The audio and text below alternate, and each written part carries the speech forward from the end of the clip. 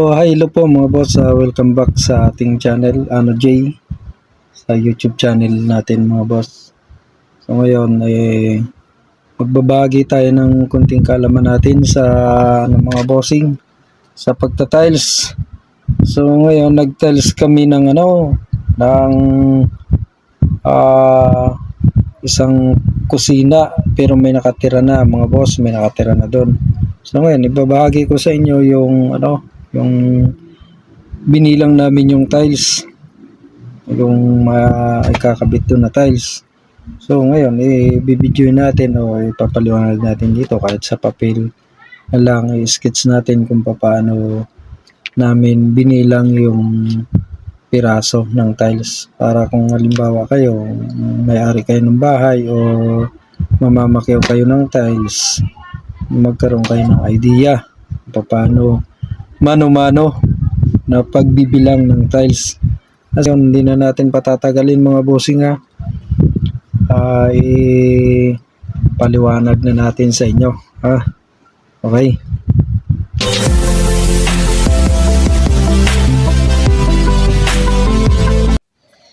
So yun nga mga boss, dodrawing na natin yung yung pinakang hugis ng kwarto. So gagamit tayo ng 1:50 na sukat. Yan. Ibig sabihin nito, ito 50, 100, 150, 200, 50. Ganun. Yan. Kasi yung sukat ng itatiles natin ay 5 meters. Ito yung 1 meter sa 12. 2 meters, 3 meters, 4 meters, 2 meters, 5.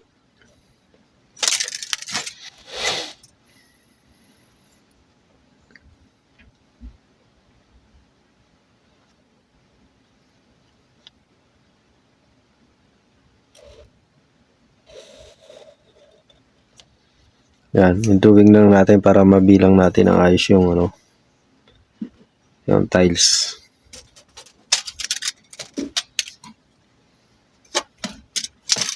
Five by 5 kasi mga boss yung sukat ng kwarto o kusina kasi yun.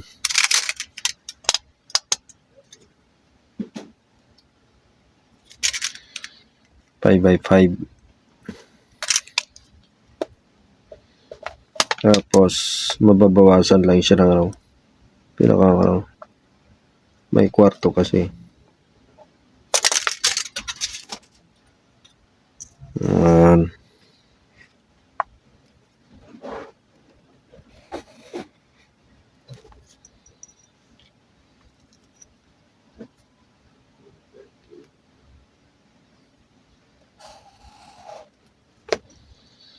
Lumampas pa.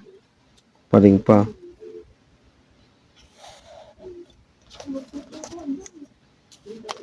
Yan. So, ganito yung hugis na dito kukuha tayo ng 3 meters. 3 meters. Ito yan. 1, 2, 3. Yun. Nandito yung 3 meters. Ito. Sa 16. Ayan. Dito sa kabila 140 kasi yun tayo ng 140, 240 pala, 240, 1, 2, sa 4 na guhit, 1, 2, 3, 4. Ayan.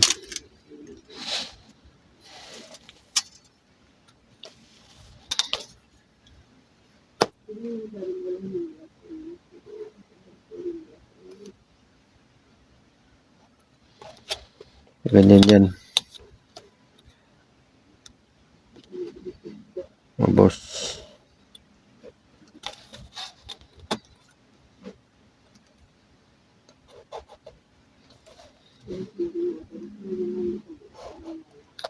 Kwarto ito mga boss, bedroom to. Yan, bedroom.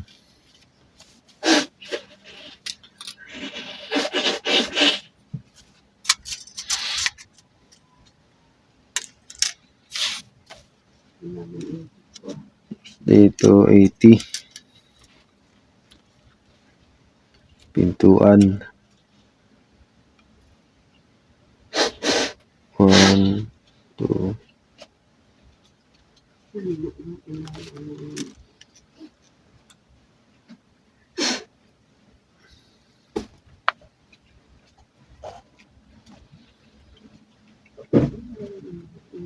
Dito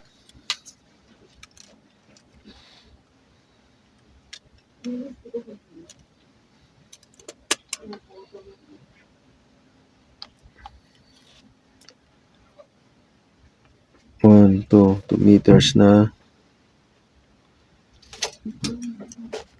yung pinaka lababo. 60.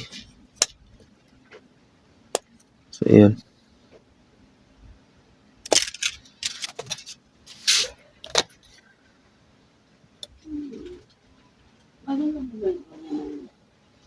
lababo ito mga boss. Yung lutuan to. Doon. Ito yung lababo. Lagyan natin ng K. Ito lutuan, L. Tapos ito bar counter.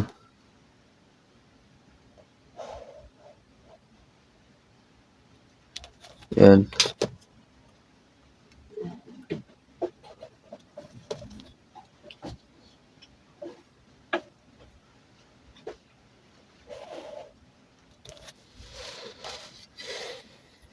Okay.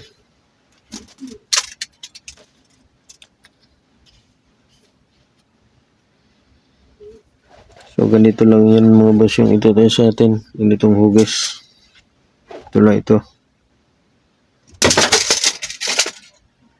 Ganun. Yan. Bilangin na natin ilang piraso. Yung tiles natin ay 20 by 100 cm lapad.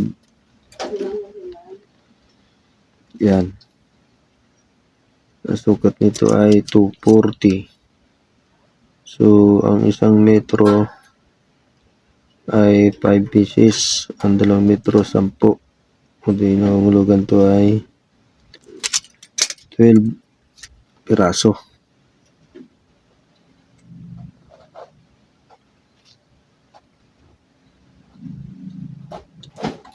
Yan, 12 pieces. Pag ganyan tayo.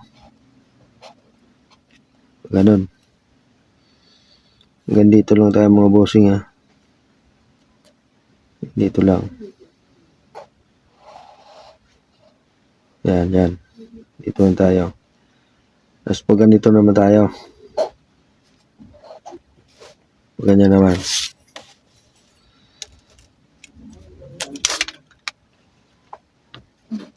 Yan. Ang haba nitong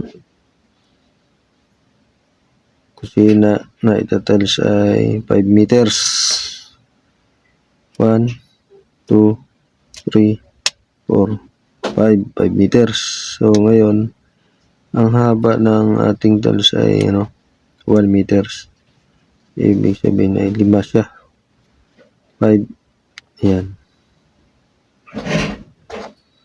Tapos, yung nakuha natin na lapad ay 12 times natin. 12.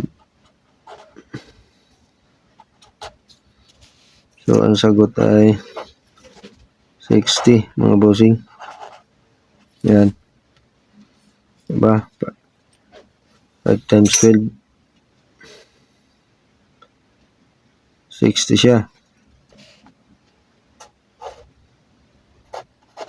Yung tiles dito. Yan. Lagyan natin ito. Ibahin natin kulay. So,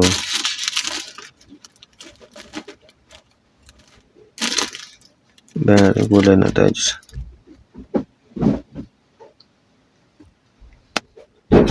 Sabihin natin ito. Yan. Sample lang to mga bossing ha. Ito yung tiles. Na-estimate na kasi natin to. Ang pumasok dito ay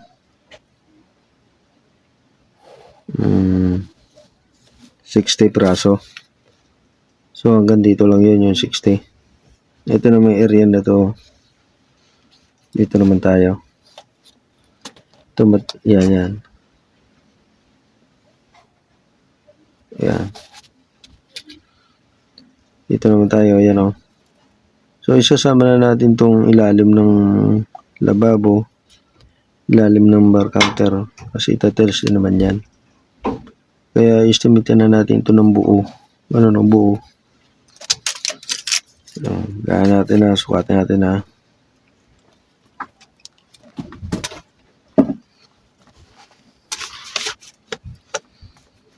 So yan. 1, 2, 3 meters. Tatlong tiles pa gano'n. Isang lapad. Dito galing dito. Sa division. 1, 2, 3 meters din siya. So ngayon, ano siya mga bossing? Ang isang metro, 5, 10, 15. 15 times 3. So gano'n. Ayan. Saan yan? Ano natin? Ito yung ano niya. So pag gano'n, galing dito. 15. Pag gano'n naman, 3. So 15 times 3. Ayan.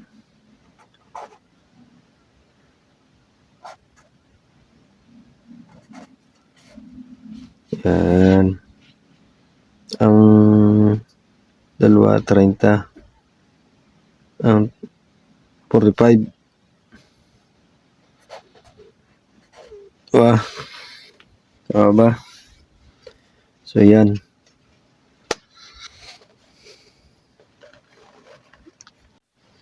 So yan. Natusan natin mga boss itong area na to, pahaba 5 meters. So kaya dito naging 3x3 kasi nagkaroon siya ng kwarto dito. Yan. Ano. Tapos yan ang naging sagot natin. Pag sukat natin pag ganon 3 meters. Tapos sukat natin pag ganon 3 meters. Kaya ito yung paraan ng pagbilang natin pag ganito. 20 kasi yung tiles, yung lapad. Yung 3 meters pag ganon. Ang papasok na tiles ay 15 pieces. Pag ano naman, 3 lang. So, yun lang. Ita-times mo lang. Pag ano, 3 times 15. So, yun ang lumabas. 45. Tapos yung dito sa kabila, 60. Add lang natin yan, diba? 45. Yan siya, 100. O 5. Yan. Okay.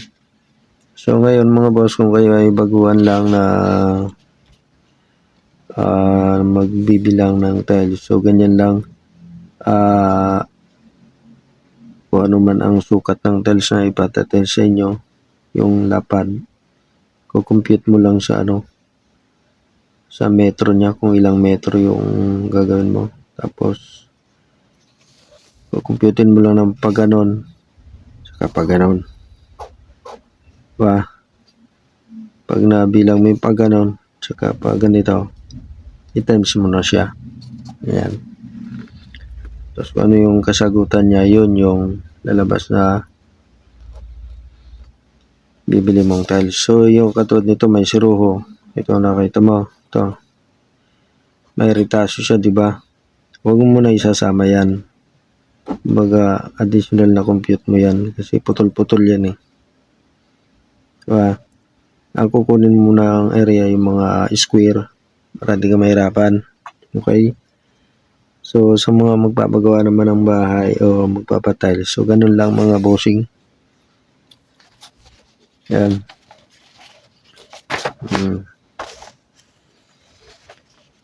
So, kaya ganito yung hugis nito. Ano kasi ito? Kusina. Kusina. May drawing ako dito na isa kanina. Ito. Ganyan yung bahay nila, oh. Yan, ganito. Ito na yon yung ating kinompute. Ito. Oh, ito yung bar counter niya, oh. Ito. Yan. Kitchen. Yan, ito. Lutuan. Oh, ito yung tinas natin. Ito. Yun. Ito. Ito na to. Ito CR. Yan, CR nila to. CR dalawa yung CR. Ito yung kinompute nga natin na tiles to. Ito yung bedroom, oh. Para sa bedroom to ng magnanay. Yan. Ito CR na common para sa lahat. Ito storage. Yan, 140 ang lapad niya, storage na yan. Stackan nila na kung ano na dyan. Dito. Ito may kwarto. Tapos may pinto. Tapos dito sila nanonood ng TV. Tapos hallway yan. Pag ganun hallway yung. Tapos dito sila papasok. Papunta sa kwarto. Hallway palabas ng kalsada. Tapos hallway papunta dito sa second floor. Yan. Diba? Ayan yung hugis ng bahay. Pero ito lang yung purpose na ipapakita ko sa inyo. Ito. Yung paano natin bilangin yung tiles dito. Okay? Thank you. Yan, nagtatiles tayo mga bossing dito sa kusina. Ayan o. Sa kusina, ano to? 20 by 1 meter. Baga 200 mm by 1000 mm yung tiles. Mahirap dito mag-tiles kasi maraming gamit. Inuusad-usad natin yung gamit mga bossing. Ayan, ito na.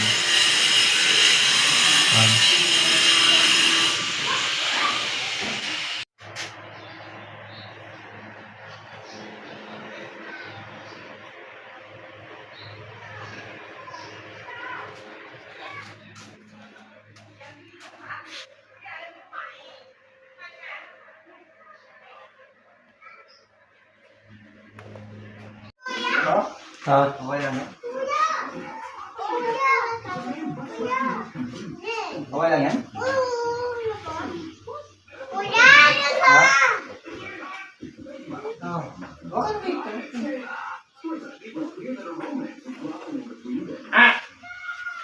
lang. Bawal. Bata.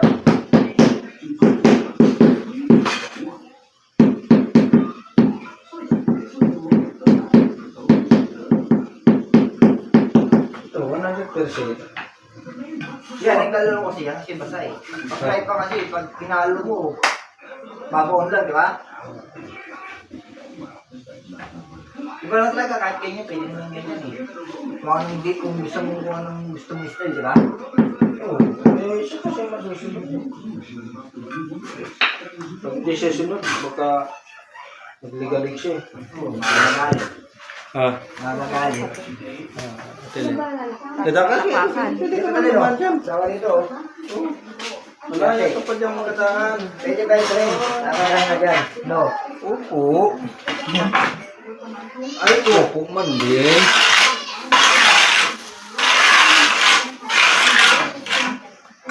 Malaya ka dyan.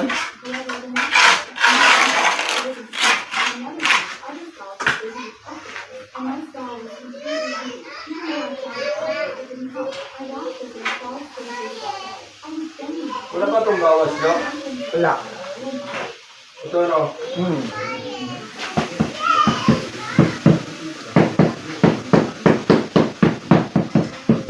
Ito. Kalaki. No. Buko rin. Hindi. Ito. Buko rin ba ito? Oo, opo yan. Oo, lagay dito na. Ay, yung bago eh, nasa una, no?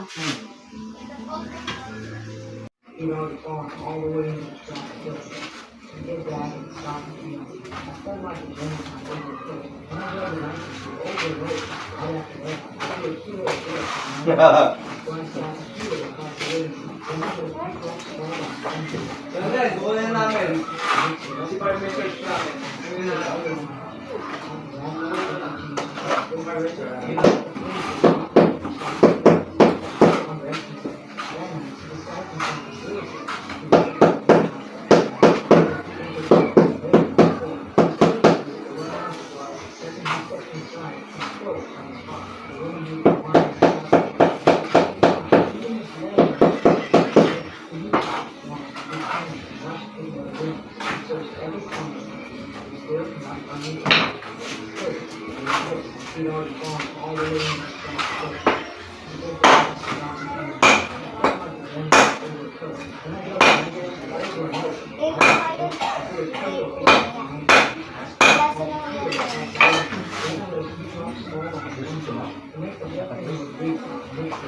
Nabasa nga ako nun eh.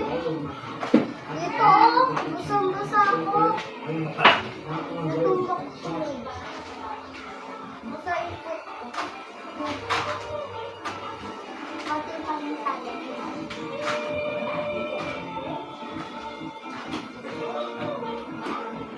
Pagka ano yan? Baka hindi ko natawa sa bangko. Ah. Enggak.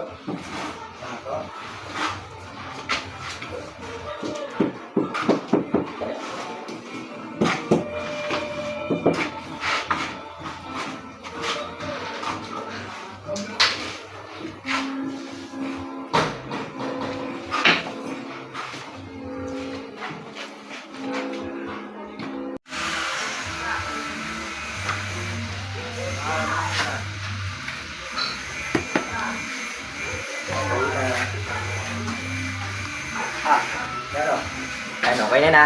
Kalawag na yan. Testing ulit.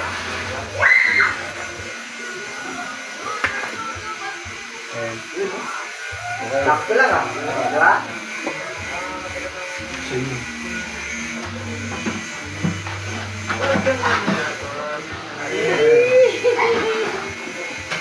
Kamukha mo ano? Ah, siguro anak mo yan. Ay, aso mo ang mukha mo. Sorry. Lalasot ako si Papa mo eh. Tatay kay Papa ma. Ha? Ayaw na kumakaka? Yo. Sabaw pa lang, ulam na. Namimiss na ni Jojo. Yung mainit-init na sabaw, nakadalwa si Jojo yata eh. Di ba dalawa ka pa na sa motor? Pero pwede boss doon na dalawa sa sabaw. Oo. Ay, hindi ka pala umihingi, kaya umihingi na pala. Hindi ko bahay kami. Masabi ko bahay. Sabi ko. Pwede mo humingi doon, sabi ka pag ano, tayo sa bawo, tayo sa bawo. Oh, pero Ano kaya kayo, pwede pa rin kayo humingi sa bawo. Ano sa bawo yun? So yan po mga boss, ganyan nga yung ginagawa natin. Yung tiles hindi muna natin lalapatan ng ano yan, ng adhesive. So pupunasan muna natin para maging pulido siya, kapit na kapit siya. Yan.